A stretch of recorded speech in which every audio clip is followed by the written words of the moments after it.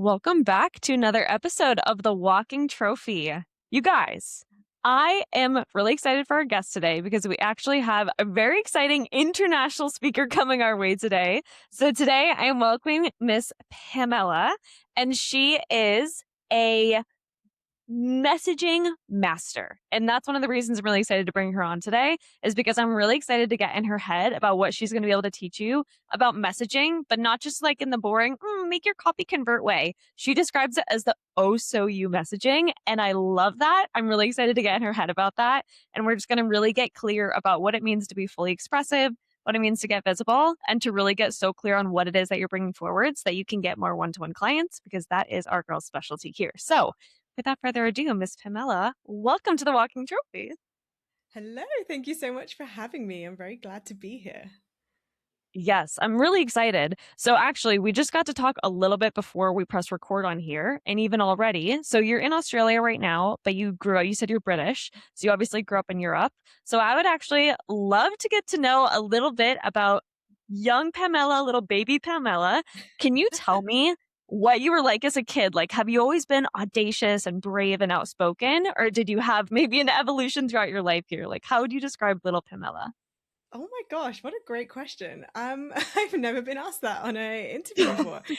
Okay, so audacious has probably always been in my makeup. I'm an introvert, but I'm not shy, which I think, let's be honest, lots of us Mm. struggle with the having a big social battery, and that is me to a T. I'm like a one-on-one girly, which is probably no surprise why I still love one-to-one so much in my own business, even though I'm scaling right now.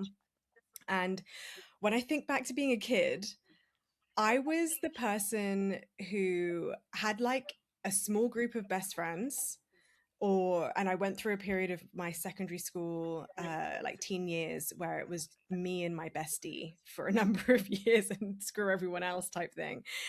And I would get into fights. I was a bit of a rebel, and I was also quite high achieving though. I'm the kind of person that knew how to bend the rules but stay under the radar. So I got the grades. I did what I needed to do to do well. I'd break the rules and get away with it. And, and now I'm Love a it. business owner, so it probably makes sense why I couldn't stand corporate for too long, even though I was a corporate girly for like a decade. So yeah, as a teen, I was a rebel. As a kid, I was probably just more quiet and more to myself. I think I came into my own as a teenager and then matured, as we all do, as a young adult. I love it, actually. I think that's so fun that you were like, "Yeah, I kinda used to fight people, a little rebellious." I was like, "I love it. You're getting to know you real well now." Did you, when you were younger, because I know you're very actually into health and fitness now, which we'll get into later, but did you play any sports growing up? Like, were you a competitive athlete? I wouldn't say I was competitive. I did jujitsu as a kid. I made it to brown belt, which is a couple below black. I can't remember exactly how many, but it's quite Mhm. pretty decent. Until an injury actually, and I got winded in a sparring fight. Is that I sound like Mm. such a fighter? I promise you, I'm not. I'm not I that love it. person I'm actually anymore. also a fighter, so I'm listening to this and I'm Are you like, "That's okay? right, girl, get your brown belt." I mean, I'm passionate about like advocating for things I care about, so I fight in that regard. Like I Yeah. fight for my clients, but and I fight on like standing up for something. But yeah, Yeah. as a kid, it was just jujitsu on a mat. But yeah, I got injured and I didn't go back, which is such a shame because there were plenty of injuries along the way. That was a big one, and it really did knock my confidence. And it's Mhm. interesting because my mum grew up as the kid who was forced to do a lot of sport and a lot of like you have to go to the like class. She had a very strict upbringing, and so for Oh. me she was very much like if you don't want to do it you don't have to do it. So in some ways I'm kind of surprised at myself that I stuck with jujitsu as long as I did and got as good as I did. But when I got seriously injured, there was never any you need to get back on the horse and keep going. It was I got scared and I let that get the better of me, and I've seen how that's actually played out in my business now that I say that out loud, and I've had to overcome that myself and build the Mm. resilience to keep coming back. beyond that, at school, I definitely loved doing fitness, but I remember our PE teachers didn't leave much for the imagination. I don't know what I mean by that. They didn't inspire me. That's what I mean. So I Yeah. never really did PE. I did do 800 meters. That's what I would do. I had the endurance to do God, the 800, which was the longer my run most of dreaded the event. runs. Oh, really? Okay. Yeah. So yeah, that's what I did. But for me, fitness came into my own when I was in my early 20s and I joined a boot Mm, camp and I fell in love. love it. Love And it. I've never really looked Okay, so back.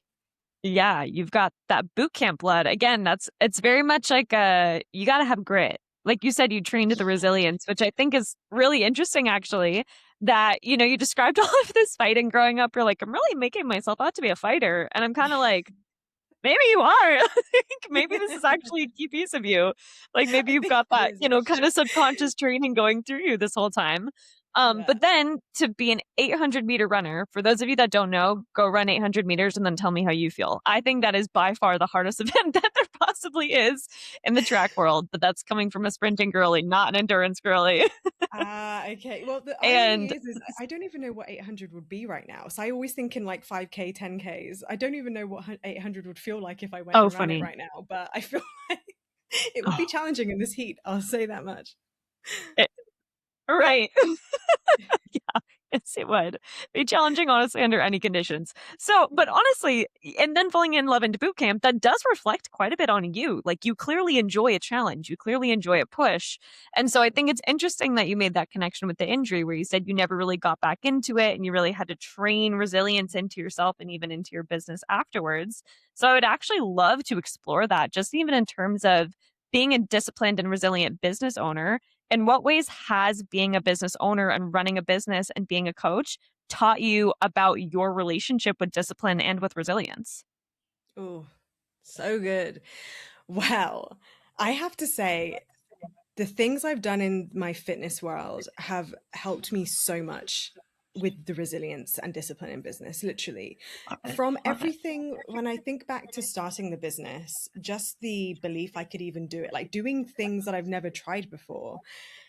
I Yeah. had such a steady career. It wasn't really, I didn't have too many job changes. I went to uni, I did everything you're meant to do. So outside of that, I'd never really explored anything that was outside of what was safe and what my parents kind of expected of me. I'm very Mm, blessed to like have a family and loving parents, but as I alluded to before, they were always just so supportive. There was never much challenge going on. I mean, my mum did yeah. divorce when I was a kid, but that's doesn't really come into this story too much. Mhm. And when it came to just starting and believing I could do something crazy, which to me, leaving my career and having a dream of leaving a safe, steady job, and it's so much of what I speak about now, like helping people Mhm. make that transition, that identity transition from safe, stable 9 to 5, what society expects of you, into entrepreneurship. If it's not in your blood and you're not been raised in it, it is a complete 180 on what is expected of you. Yeah. Then I mean, in my 20s, I went through a phase. I haven't done one in so long and I miss it. And I keep meaning to look for one in Australia, but I did Tough Mudder. I did a couple of mud runs. I've done some pretty grueling mud runs. It was truly I don't get to speak about this much, which is why I'm so freaking glad I found you. But We get to talk about all of it. it's like doing those things and being like, let's go on a freaking adventure and like bringing the little hobbit out in me and like going and doing crazy things. It's that helped me start. But then it was resilience is truly, for me, I always say starting is the easy part. The hardest part is the endurance. It is Mm, picking yourself up when you fail. It is getting over the initial visibility hump of I was totally the person who'd freak out if I didn't get enough likes on a post and I'd make it mean something about myself. I had to go through those mindset shifts. yeah. Now it means not like that's not the metrics I'm looking at to determine my success. And that it just seems so obvious to me now, but I coach people through that every Yeah. day. But it is the resilience of constantly challenging yourself to do hard things, and not just hard for the sake of it. Mm, It's like your evolution calls for it. There's always every time you master something, you're going to want to reach the next level. It's natural to do that.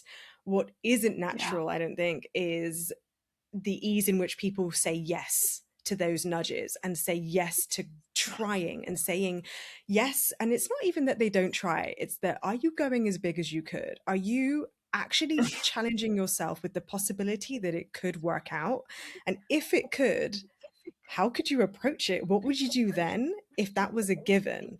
And I still catch myself even now. I said this to a peer of mine. We were co-working the other day.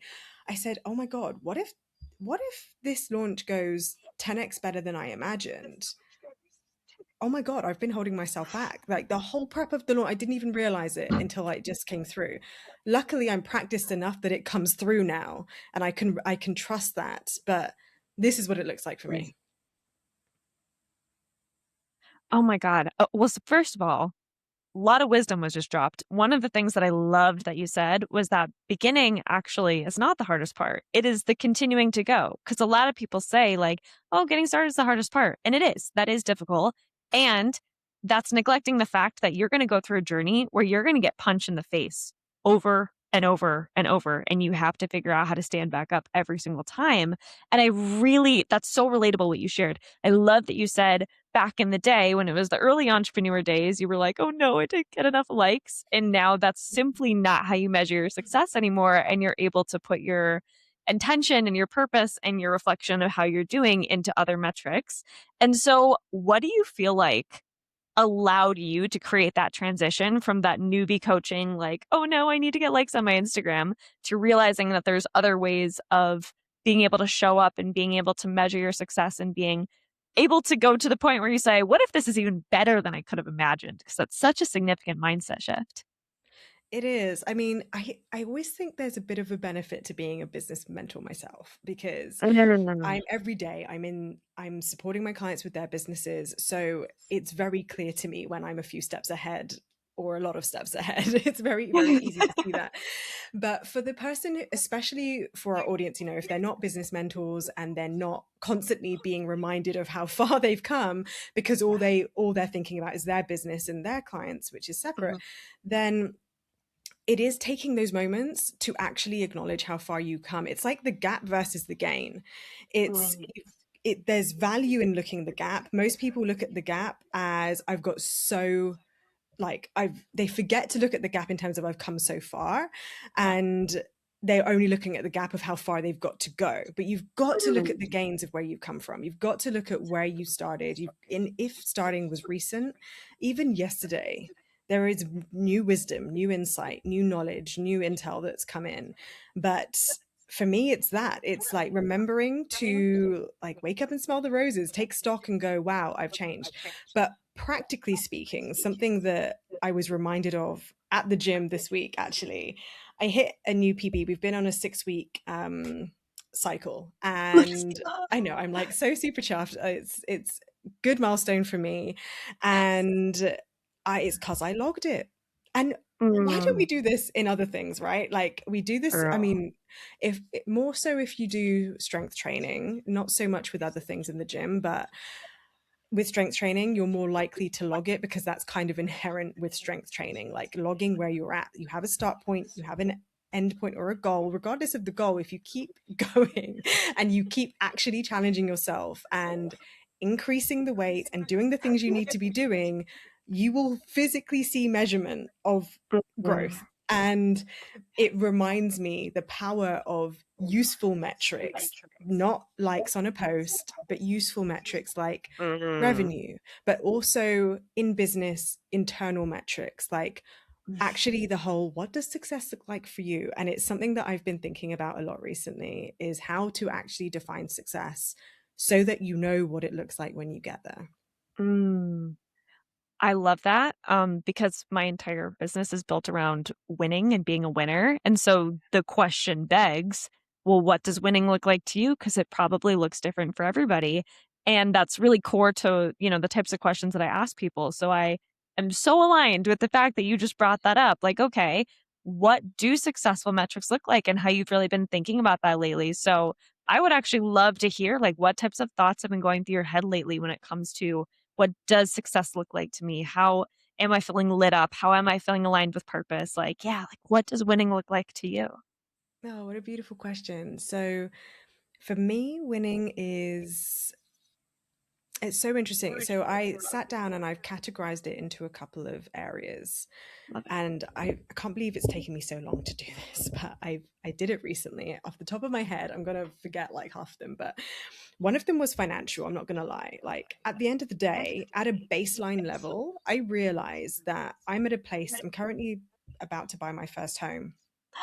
And Congratulations. thank you. And it's like, oh my gosh, I cannot believe what coaching has offered, like afforded me. And it kind of makes me emotional to really think about how different life is and the things that I was banking on 6 years ago when I started my business in Jan 2020, and I was banking on making a saving from the salary I was earning and commission I was earning from my job in the hope I could buy a home. And now to completely give my career away and start a business and now be in a position to buy a home, it's like, oh my gosh, this is coaching has really created this for me. And yes, it was a given. If I stayed in that career, it was never a given in entrepreneurship, and it's happening. Mm. And it's like, wow. So Oh, financially, I look at my success, and yes, I have goals that are audacious and who knows when I'll make them, but it's when, not if.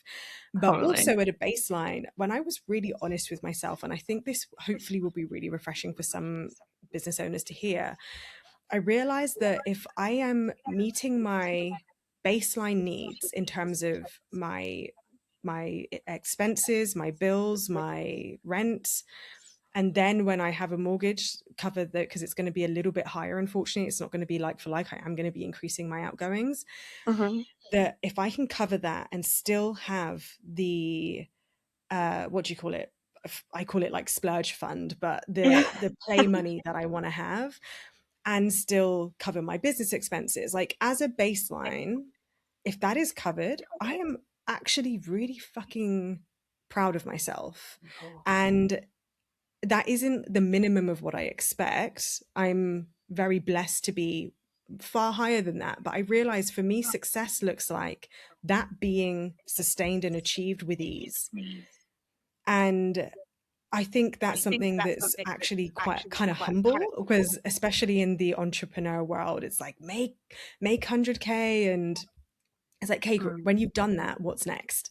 And it's actually like, that's business revenue, but what about my take home and what I'm living off? And profit and salary are slightly different things. And when you actually look at this, at the nuance, it's important to differentiate, because for most Mm. business owners, and I tend to work with, the reason I speak at this level is because I tend to work with clients who are less than 50 to 100K in all-time revenue. So for them, it's very much still a case of like, can I even make money from this? Can this replace my salary?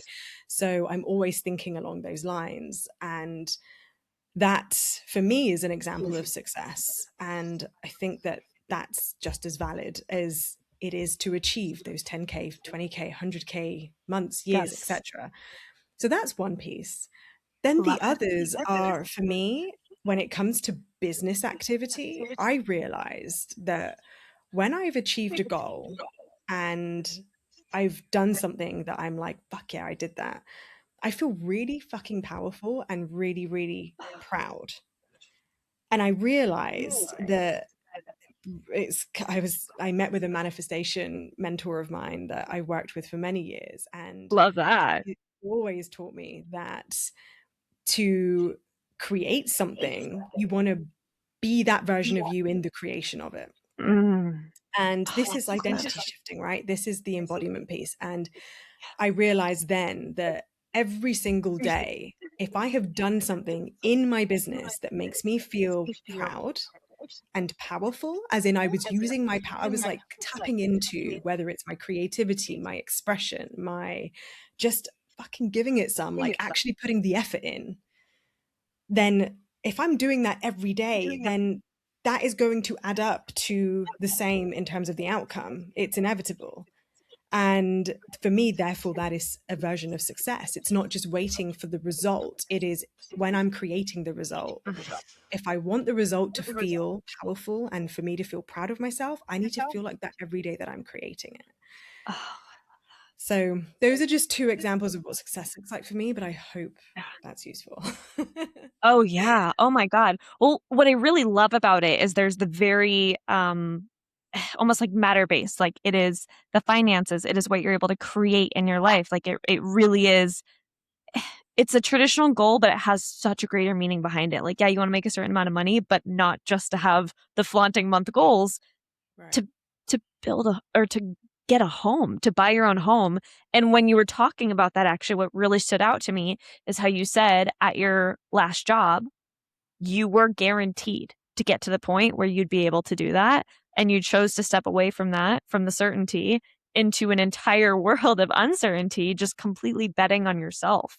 So, what was it like to make that decision where you said, okay, I'm going to go from stable and certain and I know what to expect to the world of, I don't know what's going to happen, but we're going to make it work.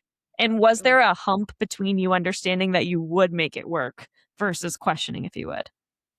Oh, was there a hump? I have to say,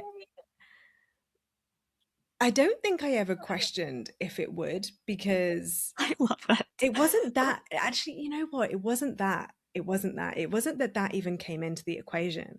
It was I wanted it so bad, I didn't know how to live without it. Wow. That's what I think it was. Like when you know it is Wow. where you what's next and what you want, it's just you just have to do it. Like the Damn, the girl.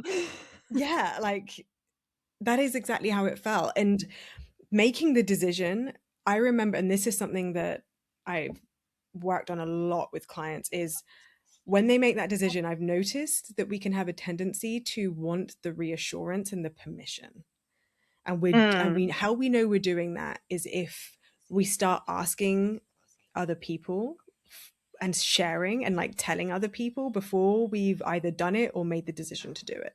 goodness. And a decision is ultimately just a commitment to action. So whether and if you can trust yourself between the gap of decision and action, then fair play.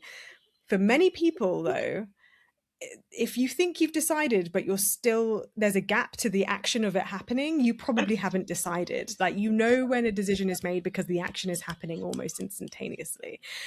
And kind of like going to the gym, right? Like I speak to people who don't work out and for them it's like I'm going to go join the gym. It's like did you? Because it's a good decision. It sounds great, but where is the membership happening? Like, have you signed up? Have you walked Give me the in? Have you receipt. done the workout? Like, the decision to action is an interesting gap to notice. Oh, yeah. And even when you're like, for me now, it's not a question if I go, I go. It's part of Mm, life. The yes. question for me is calling myself out here. It's if I know I need to be going up a weight, but it would also just be easy to stay with the weight I know is hard but safe.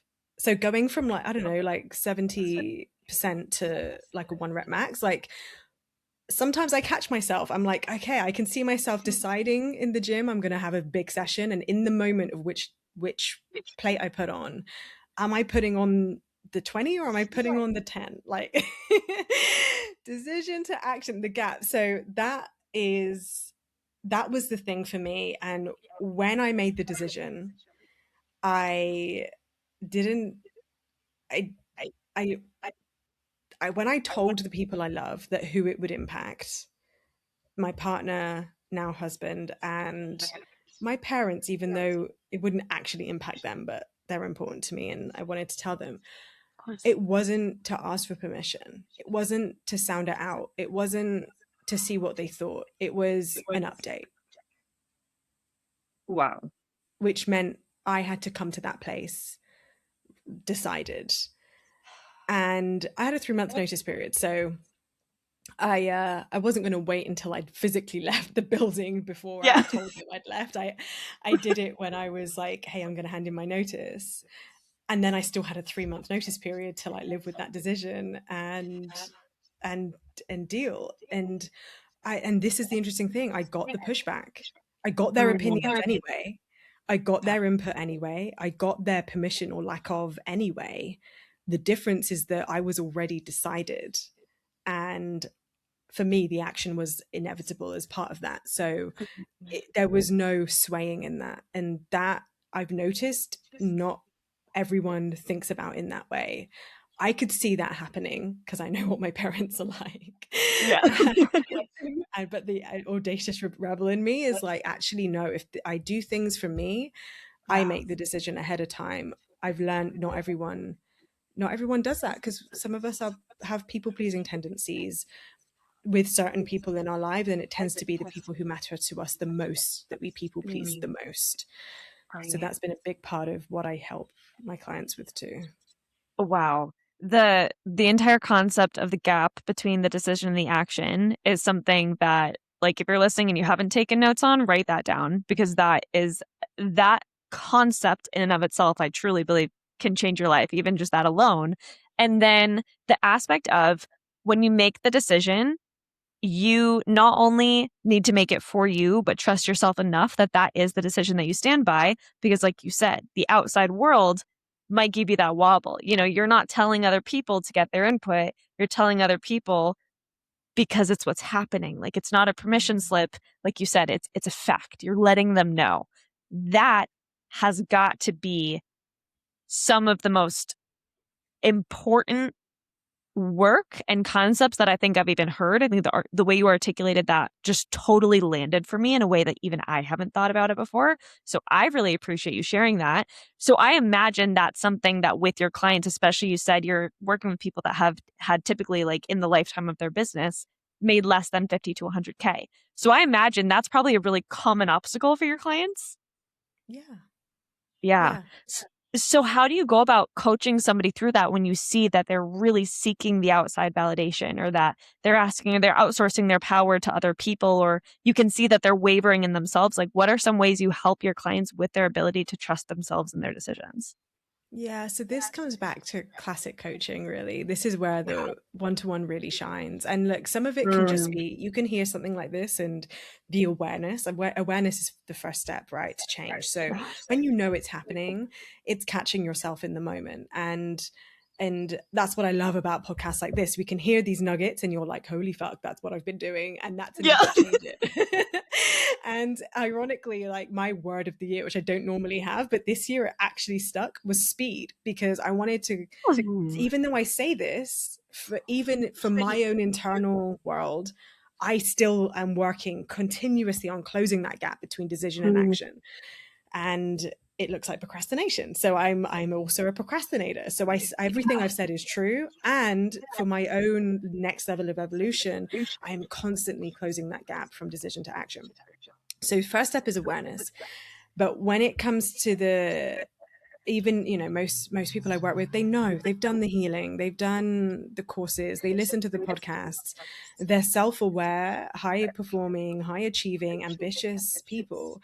And so this is when, like, the deeper coaching comes in. So often it can be like inner child work, Mm. parts work, or nervous system regulation, creating, effectively, it's creating safety to whatever it is that is creating that delay. For some, it is just being so habitual and so part of their identity that they outsource their power, maybe because of their upbringing, because especially people who have worked in corporate before, we're given a JD, we have a boss to appease, we have bureaucracy and red tape to navigate, especially those who are in, like, like surgeons, medical professionals. There's so much red tape.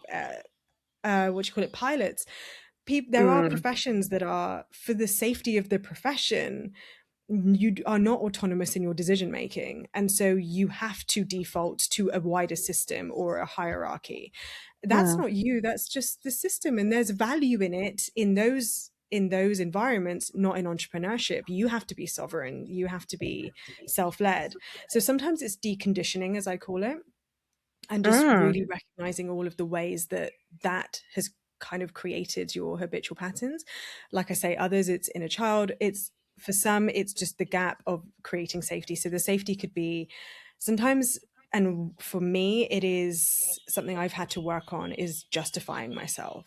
One of the reasons I procrastinate is because I don't want to be questioned on what I'm doing. So if Mm. I don't do it, then I never get questioned. And that's a hierarchy problem. That's a mother wound for me. And that's something that I have to work on. It's got nothing to do with business, nothing to do with my business acumen, my business skills. For me, it's noticing that internally when that's coming up. And to this day, it's only really been 10 years of inner healing and 6 years of entrepreneurship. I imagine this might be something that is going to be like a kryptonite for me for maybe the rest of my life. But Yeah. the difference is, before it could look like a month, a week, days of avoiding something, and now it's much less, depending on the thing. It's carved easily, but ideally I want to eliminate it. So that's the goal. Amazing. That concept even of like how quickly you can get bounce back, even if it's not gone, but the awareness, the moment you're realizing it's coming up and the bounce back, like, I call it the refractory period. Actually, earlier Mm. today dropped an audio on that for my clients called the refractory period. So I love that you just brought that up because I'm so aligned with that. And I hear that so deeply. And I think that that concept, especially for people that are, like you said, either people pleasers or they have perfectionistic tendencies, people that we're in competitive environments, whether that's corporate, whether that's sports, but any environment where you feel like you can't make a mistake or it's going to work against you, then having those moments where, you are having the procrastination or things don't go according to plan, or there might be some self-sabotaging behaviors, however that comes up, it is how quickly can you recognize it and overcome it. So the awareness, I think that is so key and that makes so much sense. And I do believe that's an important conversation people need to have. Like, I love that you said, "Hey, by the way, I'm calling myself out with this right now. I struggle with it too," because I think that is so helpful to hear that, you have been going through this journey for 10 years. You have a lifetime ahead of you, and it's not that you made it perfectly go away. It's that you've learned how to respond to it in a way that allows you to continue moving the needle forward. And that entire concept is so beautifully important. So, I know that you had mentioned earlier when you were talking about like how you view winning and success that, part of it was you'd mentioned you'd work with your manifestation coach and it was really about being the person in the process of where you want to go. And so it is this entire concept of embodiment. And so do you have any daily embodiment practices or go-to exercises or things that you like to do throughout the day, throughout the week, or in your business that make you feel like you are the embodied version of the entrepreneur, the coach that you're trying to become? Ooh. Yeah, I guess I do. There's a number of practices I do. I meditate daily, meditate twice a day, 20 minutes a day. I do something called Love it. transcendental meditation, which is just a way of life for me now. It's Cool. something I just, it's just what I do. I've done that literally for 3 years. No, four. Oh my God, time is moving. 4 years now, which is great. For me, working out is absolutely me being the version of me that I am. Like I wouldn't be who I am if I didn't work out the way that I do. It Amazing. is my Yeah. life. Something I reminded myself of this morning was I went for a swim. When I first moved to Australia, it was novel to me that there were swimming pools as a standard in most people's homes. And I, when I got here, I was like, I will never get used to this. I will go swimming every single day. Well, says the woman who hasn't been in the pool for about, I don't know, a month. And this morning, the sky is so vibrant blue right now. I woke up Oh, and I going to the gym later, so I had a little bit of time to kill before this interview, and I thought, right, let's, like I said earlier, wake up and smell the frickin' roses. I went out, went for a swim, and I was just being really, really present. And so for me, the big thing, and I try and do this as frequently as I can because I can get so into business, in even working out, as much as I love it, it's so easy just to be in the motions of the day. whenever I'm in Yeah. nature, and I live in an apartment now, so the resort place I live in, because it's 50% Airbnbs here, 50% residential. Wow. So it is like a freaking resort down there. Like it's like a hotel type swimming pool, Yeah. surrounded by the tropics and palm trees. My favorite thing to do is to look up at the sky and just see the sky framed with palm trees. It's my most favorite thing in the whole wide world. Amazing. And I just look at that and it just makes me remember how freaking grateful I am for this life and everything that I'm surrounded by. For me, that is the practice that keeps me like, wow, be grateful for this. And I created this. This was, I have no business being in Australia. I have no family here. My family have never been interested in Australia. They're all like South American and that side of the world. So coming over here, it made no sense. Like, why Australia? My mum says this to me freaking every week. Like, do you have to be so far away? I'm like, yes, my soul calls to this place and I feel happy here. And that's it for me. That is how I stay kind of grounded and connected to it all. And that's my practice That's really. yeah, that's amazing. And I love it because how Yeah. simple to just choose to be grateful for Yeah. the world you're surrounded by and the life you've created. Yeah. Like That's what it is someone said this to me many moons ago. I cannot remember who it was now. It really is blanking, but they said, remember to be in the manifestation of what you already have. ooh, Because we always think of like what we want and where we're going, right? As something out like that we always think about our goals as what we don't have, but there are so many goals that you wouldn't want to let go of that you already have created. oh my goodness. I just got so checked by that. So good, That is a hey? great reminder. Yeah. Holy moly. It's so So good. true. Yeah. So good.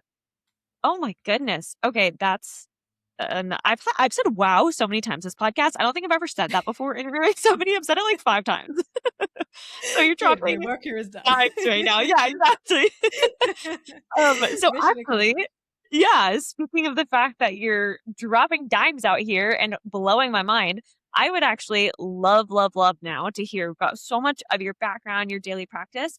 Now, I want to know how you specifically got into messaging and being able Yeah. to pull the like, oh, so you content out, like you said. And I know that you talk a lot about visibility too. I saw you had like a whole visibility series on your socials. So how did that come forward for you? Like, how did that become your zone of genius and your mastery?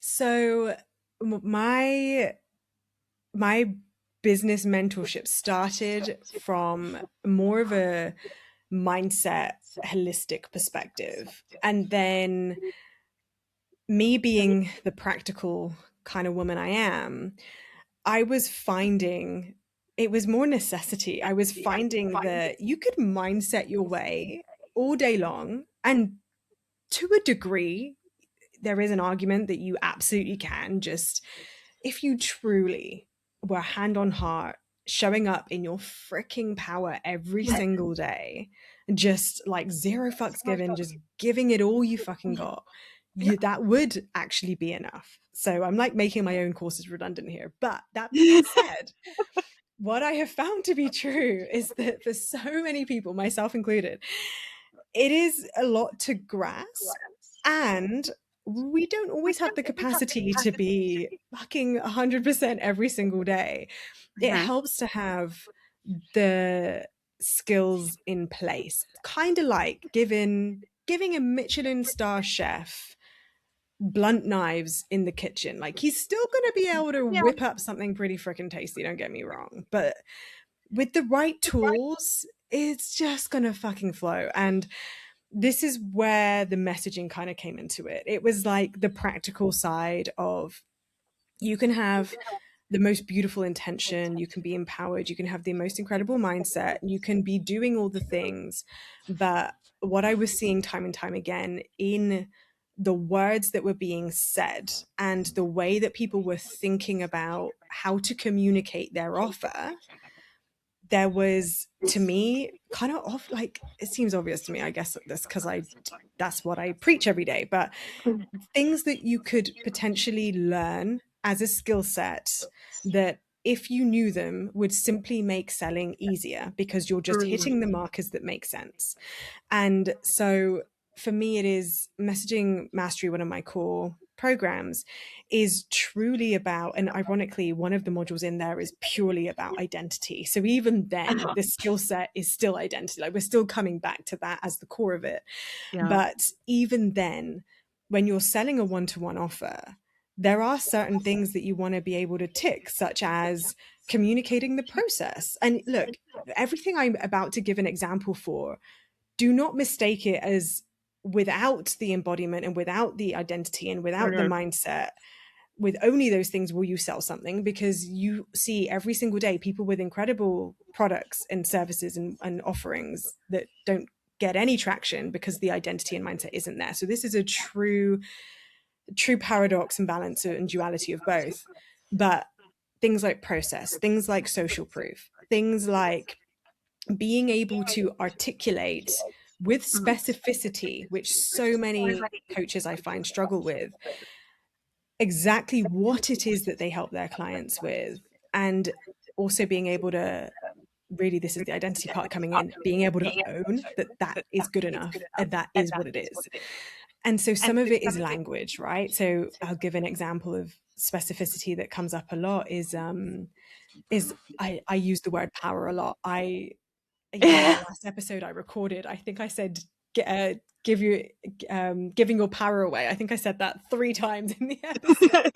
And every single time I could hear my own training being like, what the fuck does that mean? What do you mean by that? Like, what does that look like? How do you exactly, if I was watching you give your power away, what would I see you doing? When you can say it in that way, then you're not leading with ambiguity, and the person who needs to see what you're saying isn't just scrolling by thinking intellectually that sounds empowering and nice, but it's not going to make them stop the feed and go, fuck, she's actually talking to me, like Yeah. right now. And that is the difference, and that is what you need if people are going to find you and hire you. And that is something a lot of people don't realize actually has a lot of importance. And again, it's a skill set. When it clicks and you know it, it stays with you through every evolution of business. It will stay with you with every offer. It stays with you in the consult, in the renewals, in the coaching itself. There's a big difference between saying to a client, oh, but you're giving your power away, versus, I'm seeing you do this in your actions. Can you see how that is creating, like, how is that making you feel? Like, it helps you be a better coach when you can be more specific. So it feeds into lots of things, which is the great thing about great messaging. Makes you a better coach, makes you a better salesperson, makes you a better communicator in your relationships. I see myself using this stuff in conversations with my partner when I'm like trying to explain to him if I need him to do something or if I'm feeling a certain way. My ability to be specific, especially as a woman, we love being vague and cryptic, and men are like, huh? Is that a hint? Are you flirting with me? And you're like, can I be any more obvious? Actually, yeah, you could be more obvious. We need to be more obvious. Tell him. So yeah. Oh my gosh. That's what I do. That's how it I love yeah, it. that's how it kind of came about. Necessity. Yeah. No, I love it. That the fact that it's translating also into other life situations just shows the holistic nature of why this work is so important. And like you said, yes, it's messaging. It is the sharp knives for the Michelin chef, not just the dull knives. I love that example. That's actually, I think, the best way it's been painted to me yet. And yeah, just the fact that this is the scroll stopper, because that, in the world we're in today, that's the key. So that really is the money magic right there. And I know you said you love to work in one-to-one spaces. So do you like to help people also get one-to-one clients? Like, is that where you feel you are best serving people, is helping them get one-to-one clients? Yeah, that's exactly where I serve people. Lots of my clients come to me at a position where they are just selling one-to-one, and if they want to go into group, we've done groups, courses, that's absolutely fine. I find the skill set of selling one-to-one is the skill set to master to be able to sell anything. And but then again, I'm not going to say it's the only way, because that's not true. You could totally just be a service provider who sells courses or ebooks or masterminds, whatever. Like, all of it is available to you. But if you work with me, you're coming to me because you want to learn how to sell one-to-one. I love it. That's great, because there's a lot of messaging about group offers, and there's still people that really, really, really value one-to-one coaches. Especially, I find the higher level client, typically the more they value one-to-one. So I feel like even that skill is calling in like the highest level of buyers. Like, they really appreciate that one-to-one time. So Yeah. that is such an important skill. And I think a lot of people, like you said, need to master it, because once you get that top level, once you get that messaging, it can really bleed into other areas of your business. So Yeah. that is so freaking important. So, okay, that's what you're doing with your clients. Now tell me, because obviously we connected to the podcasting world, what inspired you to start your corporate to coach podcast? So that is so strategically, that there were a couple of reasons for that. The first reason was I had so much to say. I just needed a forum to say it. Heard. It's only recently I've been having guests. So originally, for like the first 75 podcasts, other than clients, I would only do solo episodes. And it was truly because in my signature offering, that which has like 80, I think there's now 100 trainings in there. It's crazy. Holy crap. I didn't want to overinflate it. I wanted it to be the core trainings. So that's in 5 modules, and Wow. messaging mastery is one of them. And messaging mastery alone is 20 modules. And yet there is still so much to say. So at one point I was like, right, I can either bottleneck, like gatekeep all of this, or the core stuff. And strategically, this is how I advise my clients who want to start podcasts too, because they often say, like, how do I not give it all away? How do I like maintain the boundaries and etc.? I'm like, look, you keep the core stuff for, and it's not just the core stuff for the sake of the core stuff. It's also the stuff that actually requires the investment of the other person to be Mm. in a position where they are sitting down and paying attention. A podcast is a little bit more passive, let's be honest. You're probably listening to this in the supermarket, or cleaning, or doing recreational activities, on a walk, whatever.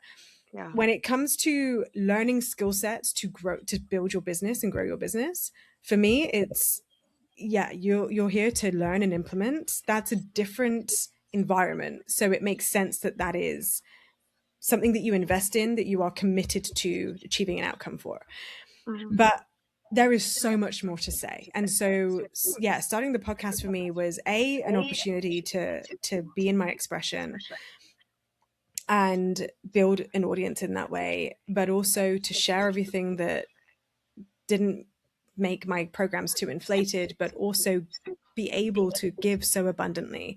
The Mm. core philosophy of messaging mastery actually is abundance. It is give abundantly, because there is so much that you can offer. Never be afraid to give it all away, but also by giving it all away, by being spent. And the same with the gym, when you actually reach your limit, when you give it all away, when you give it everything you've got to give, that is how you get stronger. That is how you come back, and you then have more to give the next day. Yeah, you're going to need rest in between. I'm not saying don't ever rest, but what I'm saying is, creatively, when you get your ideas out there, it creates more for new ideas to come in. It is impossible to run out of ideas, just as it's impossible to run out of strength. When you keep reaching your limits, the limit doesn't really exist, because it's just the limit of the day, and then it just, the next day comes and you've got more to give. And it's just, it's how you evolve as a business owner, and it's how you build confidence too. If I sat there and didn't give anything away and kept it all for my clients and kept it all behind a paywall, I'd still be stuck holding on to those same 3 episodes that I wanted to release in the first place. And when I started my podcast, I did have the thought, oh my God, am I going to run out of ideas? Yeah. Right? Like, fair enough. And no, turns out I think I'm on episode 80 something at the time of recording. You don't. Wow. You just, and it evolves. You bring on guests. You take it down a different direction, and that's, for me, that's what it was. That's amazing. The fact that it all comes back to the abundance and like the ecosystem, the environment you get to create, the way you get to give to your people, and love this part because it's so important. The fact that so much of the value does actually come from making the commitment to yourself to make the commitment to follow through on the information. Like, Yeah. get all the goodness, get all the abundance. And then when you're decided that you're ready to commit, lessen that gap between the decision and the action and actually take it. That's so good. That's so good. And it makes so much sense, even strategically. I think that was an absolute dime that people just got to hear, even from a strategic lens. So it's so cool to get an insight into what you're teaching your people and how you're coaching. And I mean, the mindset work, it makes sense to me that your business started as a mindset business because these, even my brain chemistry has changed throughout this episode. It's so valuable. So, for my final question to you, when you think about how your physical relationship with your body has influenced your relationship with your business, how would you summarize the way that you physically treat, train, and take care of your body and how that impacts you as a person, as a business owner, as a partner, as a leader? How would you describe that relationship? Oh, good question. I end it with the hardest question. Hmm. How? Look, okay, I'll be honest with you. So 18 months ago, I had been going to the gym and doing my own plans. Actually, no, it wasn't my own plan. A PT of mine, a friend who is a PT, hooked me up with his plan. And Nice. it was incredible for like the first 6 months. I got the strongest I'd ever been. I actually did a carnivore diet for a while and No that way. savaged me. I couldn't sustain it, unfortunately. I loved it. For It's hard. those who want to try it, I would just say do some research before you do about the impact on your gut health. I Yeah. didn't realize it would completely shift my gut health. Going into it was tough, but at one point my body couldn't sustain it. And Mm. I wasn't able to eat eggs or avocado for 6 months afterwards. My guts couldn't take it anymore because I think I'd overloaded them. So that's all I was eating was steak, avocado, eggs, and blueberries Wow. for 13 weeks. And then one day my body said no. Um, so coming back off like reverse dieting and coming back to just a normal, well-rounded whole food diet was tough. I kept with the workout plan for like an additional 6 months. I got really, really strong, strongest I'd ever got at the time. And then I noticed that my mental health was declining. I was struggling to stay motivated and I was getting bored and my consistency was starting to drop and I was still going like twice, 3 times a week sometimes, but it was like that whole decision to action thing, it was more of a question than a given. And Mm. I'd never had that before and it was freaking me out. And I was seeing it in my business. My motivation was low. I was I was less inspired. I was still doing the thing because the discipline is there and you just get on with it, but something needed to change. And I that is when I went and sought out group fitness classes. I always kind of had a really bad perception of them, probably back from when I was a teenager. Other than boot camp, which I absolutely loved, group fitness classes to me seemed like Zumba and like old ladies doing a bit of a like, yay, go team kind of thing. Now that's changed. Group Yeah. fitness can be savage if you find the right place. And Right. I was looking for like, I've never done F45, but it was that kind of thing. I don't Mhm. know if it's a global brand, but I found Air Locker and Air Locker. Have you ever heard of them? I haven't. Okay, so Air Locker is aptly named because it's a closed room where they suck the oxygen out and uh, it's similar to high altitude training, like as if you Okay. were on a mountain. So Yes. the oxygen is lower. I believe in normal air we breathe about I think it's 23 to 26% oxygen Okay. in the air we breathe day to day.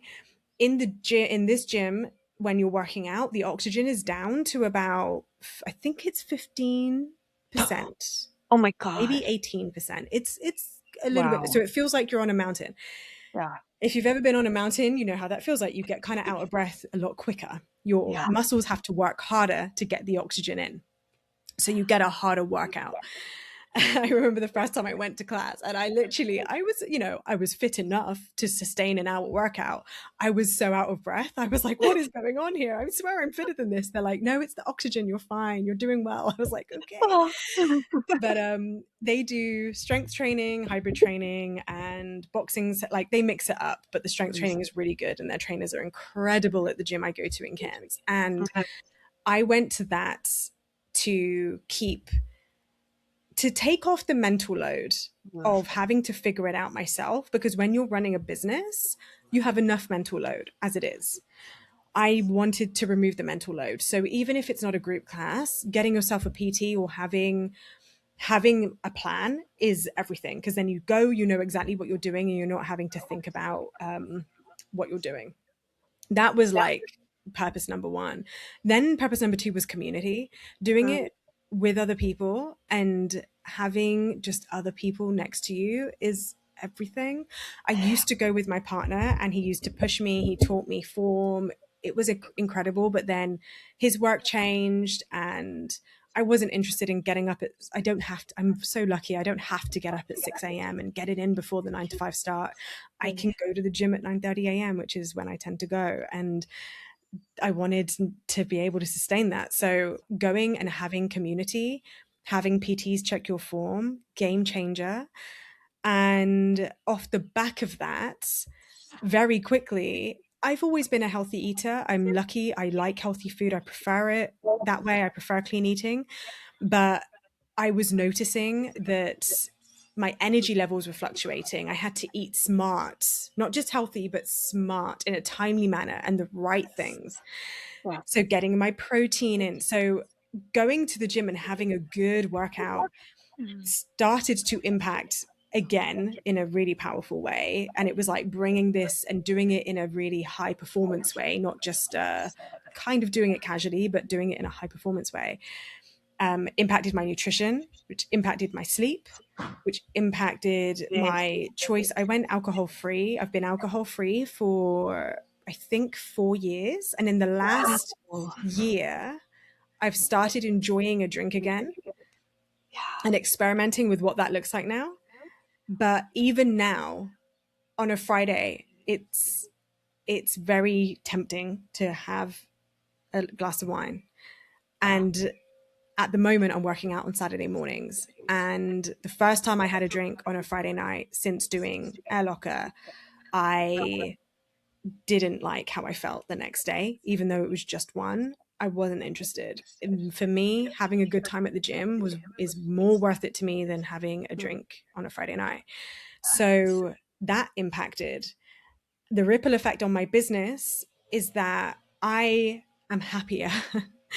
I'm happier. So therefore, I'm more engaging, and I'm more, I think, dare I say, magnetic. I'm more awake.